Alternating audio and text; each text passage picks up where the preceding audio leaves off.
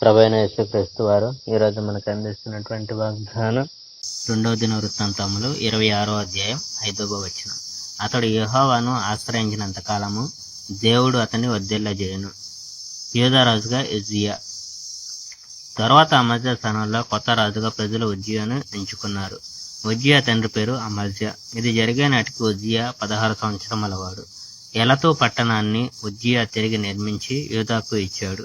అమజ్యా చనిపోయి తన పూర్వీకులతో సమాధి చేయబడిన తరువాత ఉజ్జియా ఇది చేశాడు. తాను రాజయ్య నాటికి ఉజ్జియా 16 సంవత్సరముల వాడు. యెరూషలేములో అతడు 52 సంవత్సరములు పరిపాలించాడు. అతని తల్లి పేరు యెకొల్యా. యెకొల్యా యెరూషలేమునకు చెందిన స్త్రీ. యెహోవా అతని నుంచి ఆశించిన విధంగా ఉజ్జియా తన కార్యకలాపాలు కొనసాగించాడు. తన తండ్రి అమజ్యా వలనే ఉజ్జియా కూడా దేవుడి పట్ల భయభక్తులు కలిగి ఉన్నాడు. జకర్యా జీవించి ఉన్న కాలంలోనే ఉజ్జియా దేవుడు సేవకుడయ్యాడు. ప్రభువైన యెహోవా పట్ల ఎలా భక్తి విశ్వాసాలు కలిగి ఉండాలో జకర్యా ఉజ్జియాకు నేర్పాడు. ఉజ్జియా యెహోవాకు విధేయుడై ఉన్నంతకాలం ఆయన అతనికి విజయం చేకూర్చి పెట్టాడు. ఫిలిష్తీయులతో ఉజ్జియా యుద్ధం చేశాడు. గాతు, ఎబ్నే, అష్డోదు పట్టణాల చుట్టూ ఉన్న ప్రాకారాలను అతడు పడగొట్టాడు.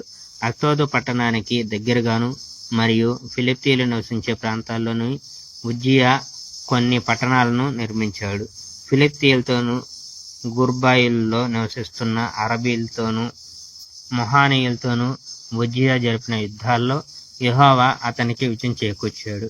అమ్మోనీయులు ఉజ్జియాకు కప్పం చెల్లించారు.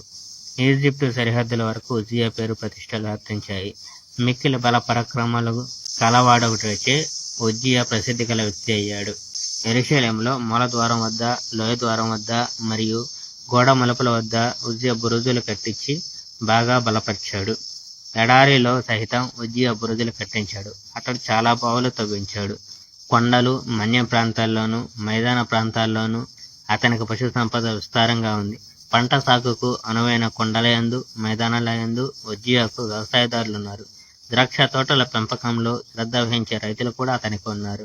అతడు వ్యవసాయ రంగాన్ని అభిమానించాడు. Praise the Lord. May God bless our India.